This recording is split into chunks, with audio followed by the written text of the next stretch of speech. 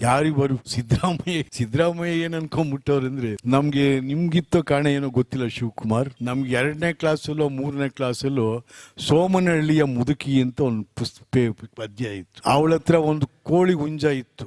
ಆ ಕೋಳಿ ಹುಂಜ ಕೂಗಿದಾಗ ಬೆಳಕರಿಯೋದು. ಅವಳೇನು ಅನ್ಕೊಂಡ್ಬಿಟ್ಲು, ನನ್ನ ಹುಂಜ ಇದ್ರೆ ತಾನು ನಮ್ಮೂರಲ್ಲಿ ಬೆಳಕರಿಯೋದು. ಹಿಡ್ಕೊಂಡು ಹೋಗ್ತಾ ಇದ್ಲು. ಅಲ್ಲಿ ಬೆಳಕರ್ದಾಗಲೇ ಕೊಕ್ಕೋ ಅಂತ ಇಷ್ಟೇ ಅಂತಂದು ಬಂದ್ಲು. ಇದು ಸಿದ್ದರಾಮಯ್ಯನವರು ಸೋಮನಹಳ್ಳಿಯ ಮುದುಕಿಯಾಗಿ ಹೋಗಿದ್ದಾರೆ. ಕೋಳಿ ಹುಂಜ ಸೋಮನಹಳ್ಳಿ ಮುದುಕಿ ಅಂತ ತಿಳ್ಕೊಂಬಿಟ್ರೆ ತಪ್ಪಾಗುತ್ತೆ. ಇವರ ಗ್ರೇಟ್ ಲೀಡರ್. ನಾನು ಸಿದ್ದರಾಮಯ್ಯನ ನಾಯಕತ್ವನ ಒಪ್ತೀನಿ. ನಾನು ಅವ್ರು ಮಾಡಿರೋಂಥ ಕಾರ್ಯಕ್ರಮಗಳನ್ನು ಸ್ವಾಗತಿಸ್ತೀನಿ.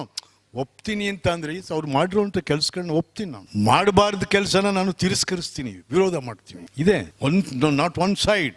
ಕಾನೂನು ಮಾತಾಡೋ ಸಿದ್ದರಾಮಯ್ಯ, ಲಾಯರ್ ಆಗಿದ್ದ ಸಿದ್ದರಾಮಯ್ಯ, ಮುಖ್ಯಮಂತ್ರಿ ಆಗಿದ್ದ ಸಿದ್ದರಾಮಯ್ಯ, ಆ ಜಾರ್ಜ್ ಹೆಸರಲ್ಲಿ ಮನೆ ತಗೊಂಡು ಇವ್ರು ವಾಸ ಮಾಡ್ತಾರೆ ಅಂತಂದ್ರೆ ಎಂಥದ್ರಿ ಕತೆ. ಜಾರ್ಜ್ ಮುಖ್ಯಮಂತ್ರಿ ಇರಬೇಕಾದಂಥ ಮನೆನ ಜಾರ್ಜ್ ಹೆಸರಲ್ಲಿ ತಗೊಂಡು ಖಾಲಿ ಮಾಡಿದ್ದೀನಿ. ನಿಮಗೆ ಸೋತ ಮೇಲೂ ಕೂಡ ನಾನು ಅಲ್ಲೇ ಇರಬೇಕು ಅಂತ ಅನ್ನಿಸ್ತಲ್ಲ. ಬೇರೆ ನೀ ಎಂಥ ಆಸೆ ಬುರ್ಕಾನಪ್ಪ ನೀನು. ನಿಮಗಿಂತ ಯಾವನಪ್ಪ ಹೊಟ್ಟೆ ಕಿಚ್ಪಟ್ಟನು?